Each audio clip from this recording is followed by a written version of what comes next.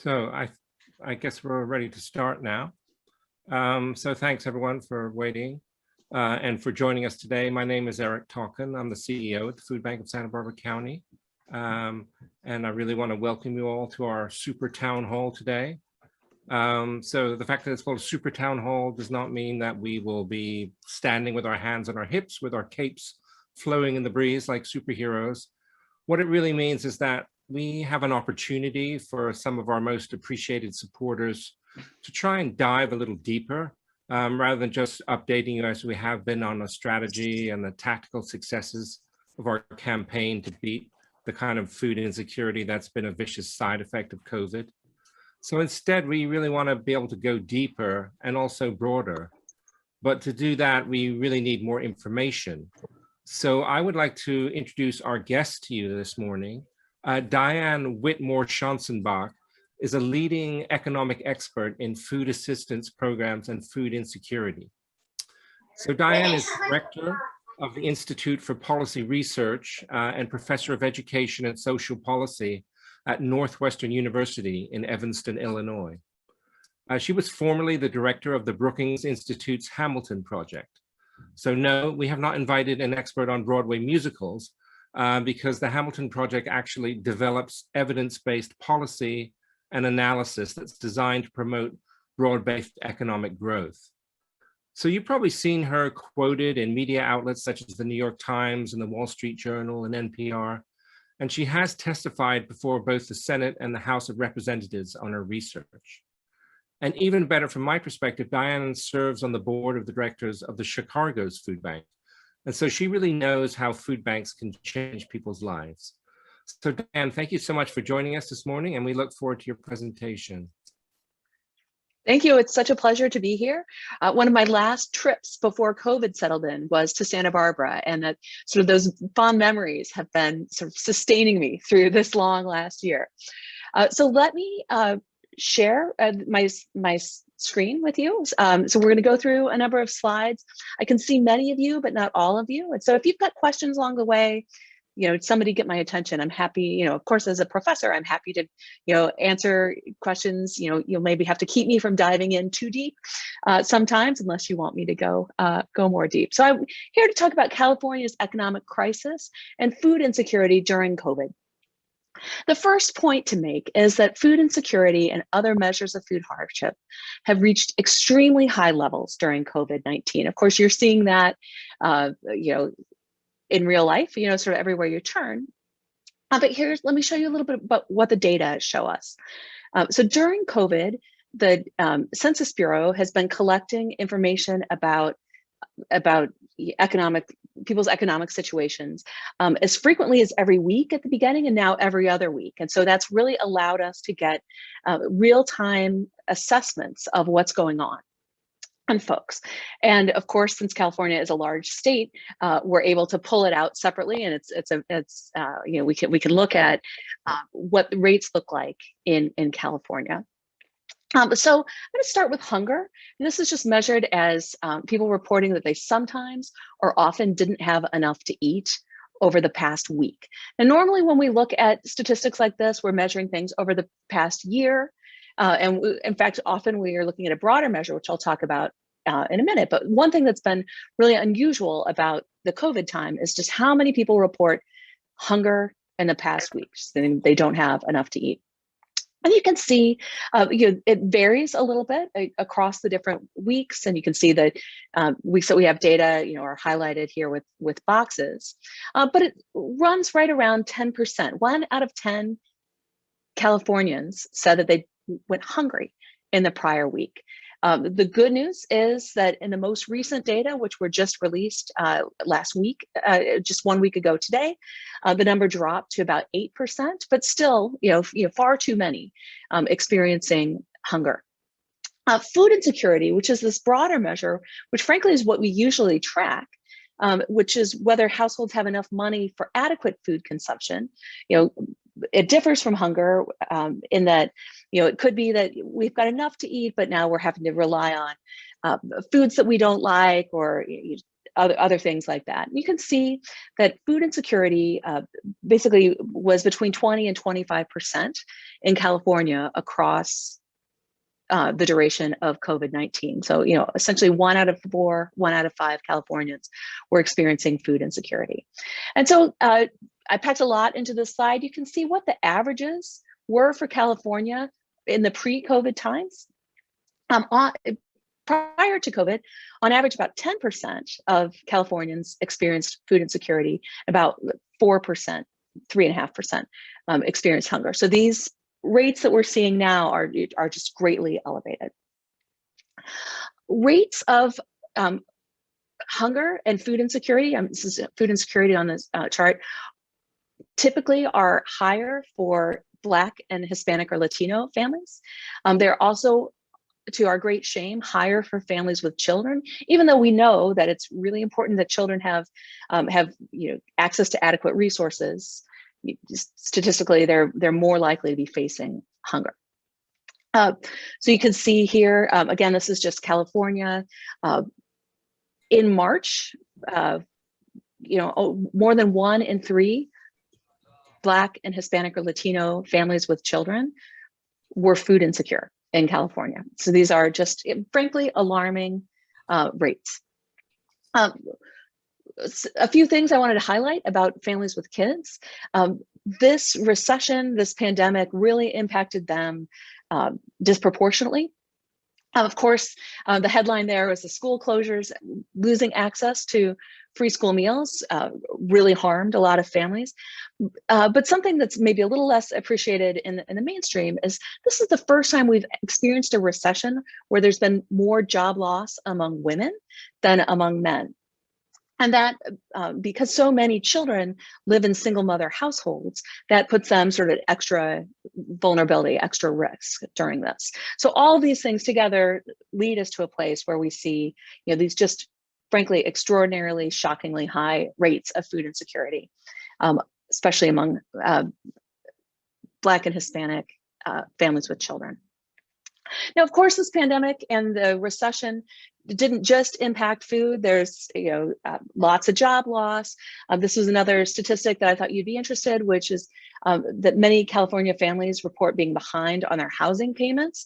This was as of March 2021, and we're seeing 18% of Black and Hispanic or Latino Californians saying that they're not currently caught up on their housing payments. Of course, that's going to put additional pressure on family budgets, and you can see sort of why we're in the mess that we're in right now. Another thing that they collect in this census data is the number of people, the share of people who say that they received free food from a food bank or a food pantry over the previous week. What you can see is in California, according to the census data, about 4% of people overall and 6% of those with children, so that they needed to get food from a food bank or food pantry over the last week. And again, there are very different rates across different racial and ethnic groups. And you can see particularly high rates for Hispanics and Latinos. And some of that is likely due to the policy changes that were adopted under the Trump administration that have since been ended, but really pushed Hispanic and Latino immigrants away from using the social safety net like SNAP. I will note that food bank and food pantry use in California is higher than the national average. That national average is about 3% overall compared to about 4% here in California. And the difference with kids is 3.7 versus 5.7. So, I guess you all are serving even, higher rates than others. Okay, so there was great need. That was the first section. The second is that we have been doing quite a lot from the government, and the relief payments have certainly helped. Okay, so this one's a complicated slide, but they told me you all are super smart, and so you're going to hopefully stick with me on this. So I'm going to start with the purple here. And so the solid line is the United States overall, and the dotted line is California, just so you got a sense of where you compare to to the rest of the country. This tells us how many people were enrolled in SNAP, which of course you all call CalFresh, over time. So what you see, and it's all relative to the February date. Within a couple of months, participation in SNAP increased by about 20%, which was an extremely fast increase that was really, sort of a good response by the social safety net. You can see since, May or June of last year, participation rates in SNAP in California have come down, so now we're up about 10% above baseline. So there was a lot of initial joining the program, and then some of that has slid off. The orange lines are the dollars that have been given out through SNAP. Usually those follow participation rates pretty closely, but this time things were different because Congress took extraordinary actions to basically turn up the dial on SNAP. So at the beginning of the pandemic, they gave everyone the maximum benefit amount. You can see that as a result, we saw quite a quick, sharp uptick in spending. Spending rates on SNAP went up by about 60% in California in those first months, and that's important for a number of reasons. It helps people put food on their table, and it also helps the economy stay afloat. Then more recently, part of the Biden administration's more recent relief package, we saw another increase in SNAP benefits. And you can see then, coincident with that, we've seen SNAP spending, essentially almost double and then come back to about 75%. So this has been a very strong response from SNAP. But even despite the strong response, we're still seeing, that great level of need. So I'll briefly talk about a new program that they introduced during the pandemic, which was sent out to replace missed school meals. Of course, we'd never been in a situation where schools were closed during the academic year before. So at the beginning of the pandemic, they figured out that they wanted to send families something like a SNAP benefit, a voucher that you can use at the grocery store for the value of those missed school meals. They did that. The various states adopted the program, at various points in time. It took some states longer than others to sign up for this, just because it was hard to get all the paperwork and sort of the lists of students together. But the upside of that was that gave us a long runway where different states had different timing of this. And so we could measure what's the impact on children and their food hardship. And what we learned was that the pandemic EBT program that replaced school meals reduced kids' food hardship, whether it's measured in that broad measure of food insecurity or the more narrow measure of hunger, by about 30%. So that was a great success. The program was renewed back in September when it was clear that many schools were going to be closed for this academic year as well. But unfortunately, the money was stuck in Washington for quite some time and only started to flow about a month ago to many places. And so, again, we're starting to see those hunger numbers come back down. And part of that is because, finally, we're using, again, this tool that we developed at the beginning of the pandemic that worked so well. Another piece of the relief payment puzzle that I wanted to make sure to highlight for you all is WIC, right? And that's this special program that's for pregnant women, infants, and then children up until their 5th birthday. The blue line here is California. The red line is the US overall. And I'm sorry that the axis got a little bit sort of messed up there. What you can see, this goes back to October 2016. So in the years prior to the recession, you in California were actually seeing a larger decline in participation in WIC than other states were. So there's about, compared to February 2020, a couple of years before, WIC enrollment was 40% higher in California. Some of that has rebounded during this pandemic, and relative to the February number, WIC rolls are back up 20%. If you look at the red line, we cannot really say the same nationwide. So California is a real outlier in this case, that we've seen their WIC rolls respond to this.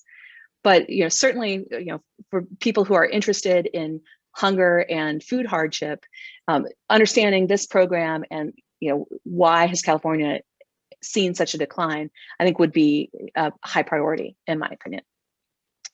And I just wanted to take one step back. This is the national data on food insecurity and hunger. And nationally, you can really just with your eyeballs see the impacts of the relief payments, the stimulus payments that went out. I highlighted the points in time that those two went out with these orange vertical lines. You can see that food insecurity dropped, by 3 percentage points, the largest drop that we had seen at that point when the stimulus checks went out at the end of December and beginning of January. And then when the second round went out, we saw another 2 percentage point drop in food hardship. So, to no one's surprise, having more resources means that fewer people experience hunger and experience food insecurity. So we've made good progress, between the peak, which is at December, and the most recent data here at the beginning of May. We've seen the level has gone down to 60% of its peak level. So we've almost reduced it by half. So that's real good news, but of course we have a long way to go. So if that wasn't depressing enough, I sort of, as an economist, I need to sort of warn you a little bit more about what to expect. So the first piece of this is that the employment rate in California and nationwide remains high. So again, we've got the dotted line is California, the solid line is the US overall. You can see that in California, the unemployment rate spiked even higher. And while it's come down, it hasn't come down as quickly as the national unemployment rate has, and it's still stuck up here a little over 8% in the most recent data from the beginning of April. Coupled with this, and let me sort of take a minute to explain this chart, which packs in a lot of information, is that there is a long tail on recovery after we get out of a recession in terms of how long it takes us to get the jobs that were lost back.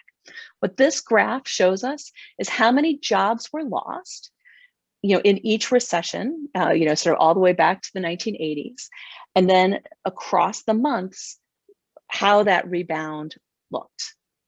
And so, for example, and then I've drawn sort of two sets of line, one at 2 years out and one at 4 years out.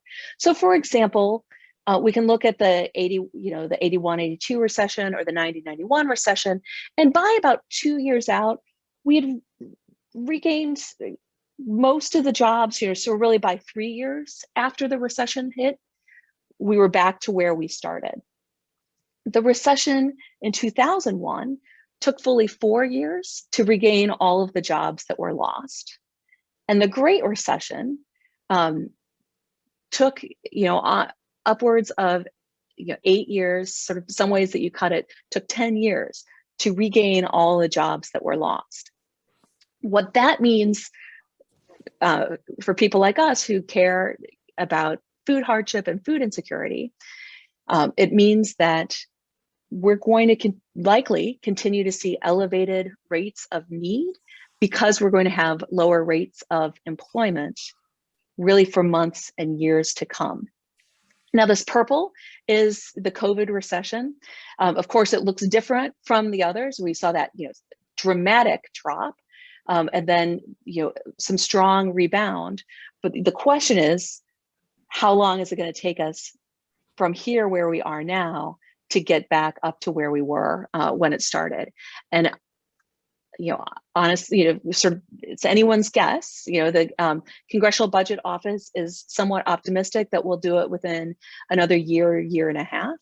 But you can see, if history is any guide, it might be longer than that. Important to add to this is that historically disadvantaged groups, that's Blacks, Hispanics or Latinos, also people with lower levels of unemployment, see their unemployment, or sorry, lower levels of education, they see their unemployment rates spike higher and stay higher for longer. So they're basically the last people to regain their jobs after they've been lost. And so these just show you what the monthly unemployment rates look like overall. And then you can see for Hispanics, they're higher, for Blacks, they're higher still. Even in that good economy that we had prior to the onset of COVID. And then of course, Hispanic and Black saw their unemployment rates spike higher, and they're still higher today, even though we're seeing some recovery. And then I put women's unemployment rates on here as well, again, to highlight that, we've seen more unemployment for women, but then specifically that the jobs are going to come back, if history is any guide, more slowly for disadvantaged groups. The last piece on this about what to expect is looking back to the Great Recession, where we can track food insecurity rates over time. And so this, we've been measuring food insecurity at the national level consistently since the year 2001. The blue line is for households overall. The red here is for households with at least one child. And then the green is households with one senior. And we'll set them aside for a minute. And I've drawn two vertical lines here. One is when the Great Recession started. And then the second is when we finally saw food insecurity go back down to its pre-recession level. You can see those lines are a decade apart. We experienced 10 years of elevated rates of food insecurity after the Great Recession. Interestingly, typically seniors who are less tied to the labor market, you don't see as much cyclicality of their food insecurity. But what we saw during the Great Recession was sort of a smaller uptick. And a lot of this is about other members of their family losing jobs. But then we really haven't seen it come down in the same way. So it looks to me like we're at a permanently higher rate of food insecurity among seniors. Of course, what this means for you all is, to recognize that there's going to be increased need, probably sustained for quite some time. And so you need to be prepared for that.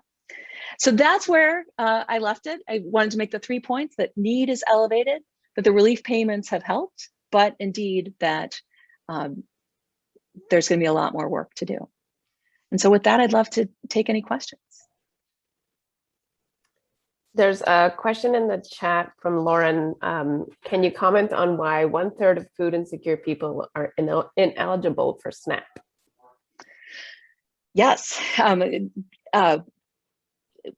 Basically, SNAP has a threshold. There's an income level above which you're just not eligible anymore. And that level is too low to be out of danger of experiencing food insecurity. Now, it's definitely the case that food insecurity declines as family incomes go up, but still fully, 1/3 of people who experience food insecurity have income levels that are above about 150% of the poverty threshold, which is where that SNAP cutoff is. And why is it that with higher levels of income they experience food insecurity? It's the same reason that low-income people do. There's basically on a really tight budget, and some months your car breaks down, or some months you don't get that as many shifts at your job, and so your income fluctuates a little bit. And to our great shame, those folks who have just slightly higher incomes are underinsured, and basically the only relief that they have is from the charity food sector. And I think Diane makes a really great point there. And just to put it into context for here in Santa Barbara County and the rest of California, that if I have a family with one child and I'm earning more than $1,800 a month, I get no help, or it's $2,100 if I have 2 children. So we are working with so many families that are in this area. They're trying to earn some money, but they can't earn enough, and they're trying to pay back a lot of debts from COVID and rent, etc. So there's so many people who are caught in that trap area.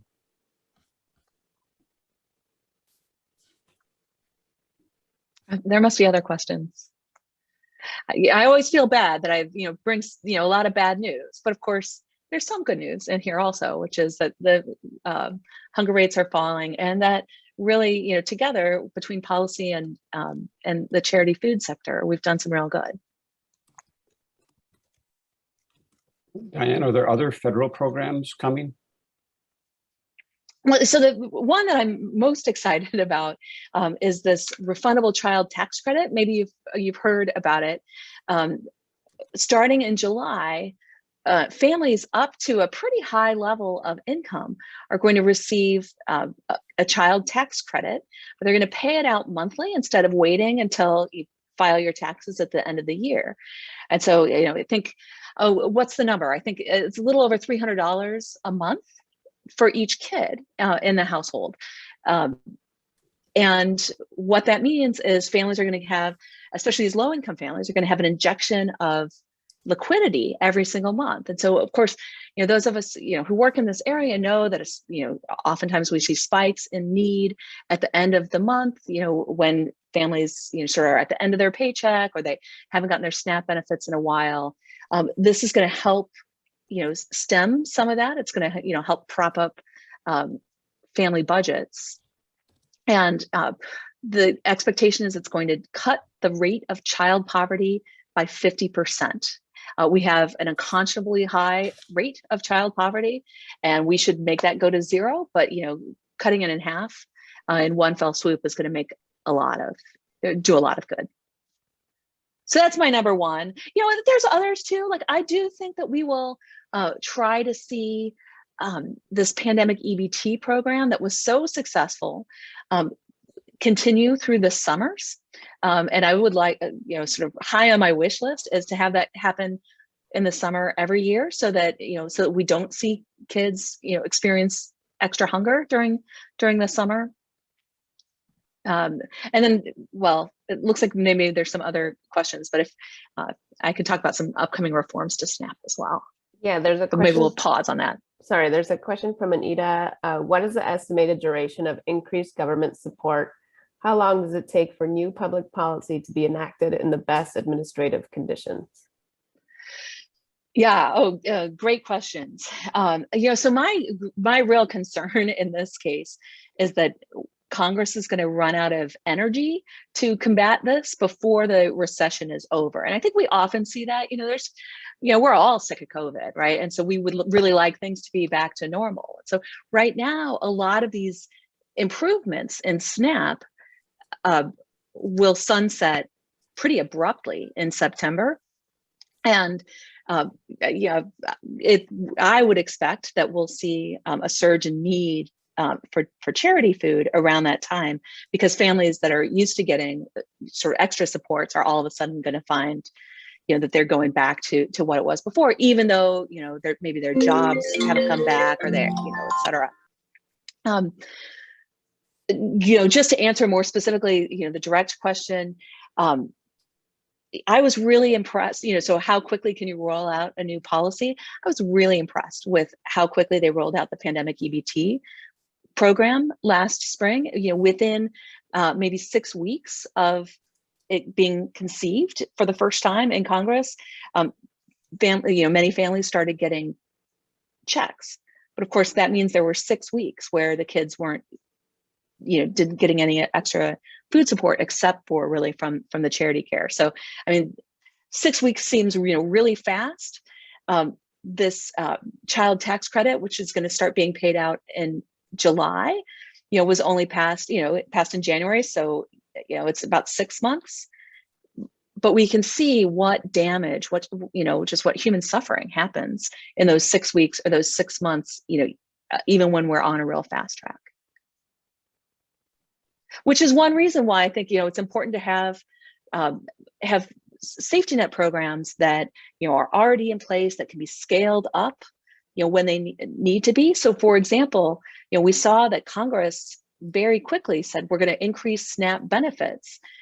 They didn't say, let's invent a whole new program, but instead they said, we're going to use what we've got. And we're just going to, turn up the dial on this. We're going to increase the benefit amounts. And that, really helped stem some of the initial hurt. Diane, thanks. It's a really wonderful presentation. And the idea that there's a long recovery period here just makes me wonder if maybe, Eric, you could speak a little bit to how the food bank's preparing to respond to that. Sure, of course. So, we have gone through this intense process over the last year and a quarter in terms of responding directly to COVID and the economic dislocation that's come about as a result of that. But as Diane has laid out this morning, this long kind of scorpion's tail is still going to be biting, affecting families, for, we reckon, 18 to 24 months of very elevated need. So our strategy over the next 18 to 24 months is really to focus on those areas of highest need and the partnerships that we can have within the county to make sure that we're able to serve those areas. So that includes innovative new farm worker programs that go directly to areas of highest need, providing both education and food, and really a lot more emphasis on schools as the area to focus so much of our food and services, knowing that we can get directly through to families in that way. And then, logistics is what we're all about. So we have a real urgency to find and open a new warehouse that will allow us to help people recover from COVID. And also it allows us to have a dedicated store of food for the South County if there's a major disaster. And then we would really have to feed people for several days before there was any outside help. So those really are kind of the key tenets of our response. We've been lucky to be working with the National Guard, but they will be going in September. And so we're really having to beef up our own services, our own staffing, and our own distribution of food to make sure that we can really help people get back on their feet.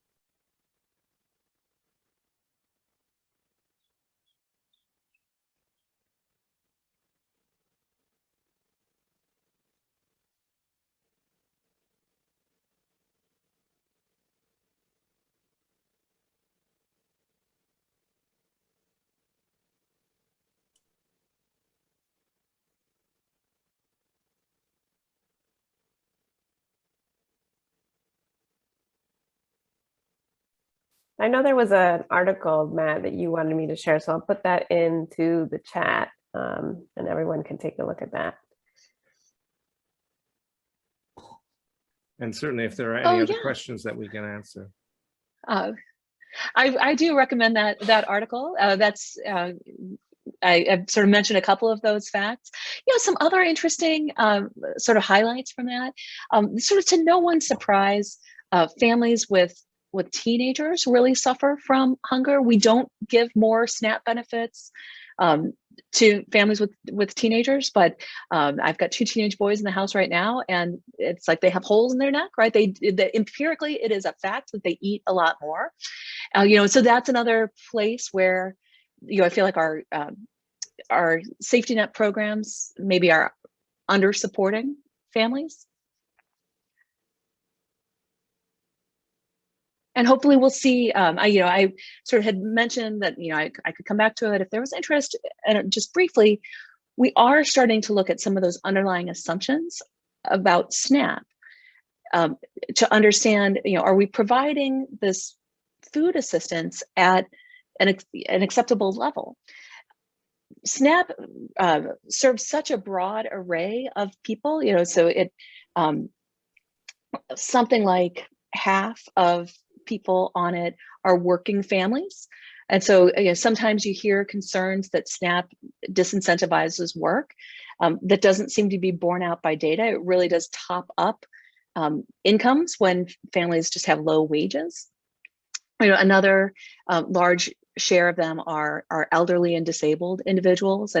And we need to make sure that the benefit level that they're getting is going to be enough to eliminate hunger. Just a few weeks ago, I testified before the United States House of Representatives on the first in a series of hearings that they're holding about what would it take to end hunger in the United States. And I really do, in my heart, think that we could drive this down to zero with sort of all of us working together, the safety net functioning as it should, broad-based economic growth, and then a charity food sector that's really, doing, smart work in this. I really do think that together, now that we've seen it go so high, there's no reason to stop at getting it back to baseline. We can just drive it all the way down. And you don't hear economists being optimistic like that very often. It looks like there's actually a question for you, Eric, again from Anita. What new community coalitions, if any, have evolved during the pandemic to join Foodbank in meeting these prolonged needs for space, supplies, staff, etc.? Sure. Obviously, during the early phases of COVID, we received a lot of help from other agencies who often, were not able to use their own resources for the purposes they were meant for. So I can think of things like the Girls Inc. and the Boys and Girls Club, who had a lot of vans that they would use to bring children to their after-school programs. And then because the schools were shut, those programs were not happening. So we were able to partner with them and to pay them for use of their vans, and then use those vans for distributing food across the community. So that's the type of really great partnership that we've had, because we've had to do a lot of things that we weren't doing before. Typically, the food bank was not in the micro distribution business.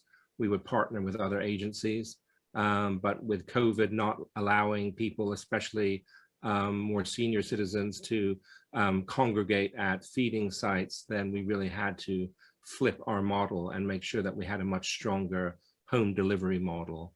And so partnerships have been important with that. And then we've really strengthened existing partnerships that we had through what is called our Safe Food Net program.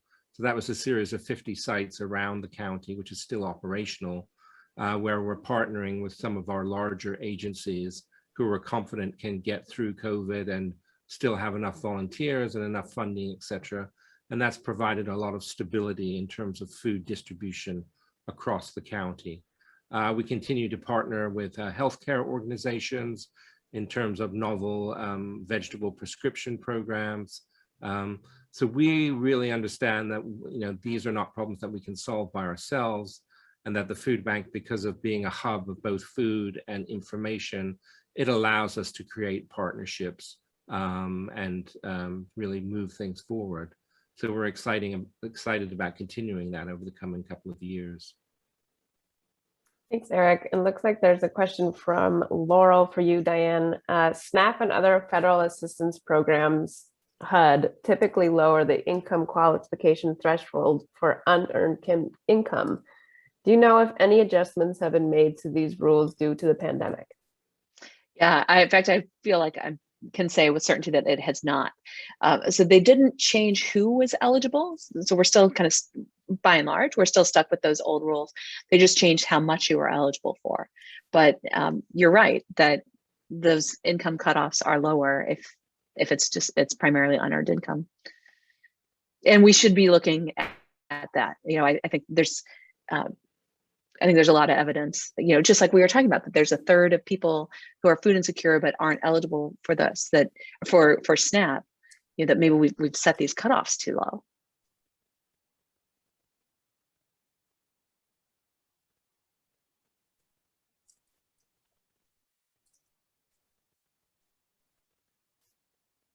I'm not seeing any other questions.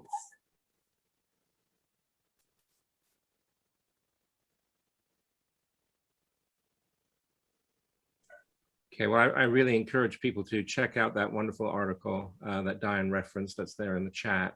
So just be able to kind of internalize some of this information. So I really want to thank Diane for the important information that she shared with us today.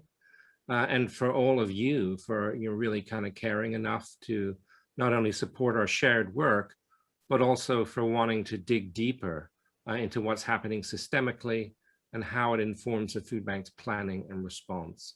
So, we're going to keep communicating with you, keep letting you know how we see the environment changing around us, how we're responding, and just really appreciate your partnership so much. Our work would be totally impossible without it. So if there are not any other questions, thank you so much for joining us today.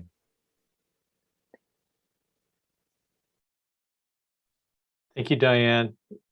Yes, thank you.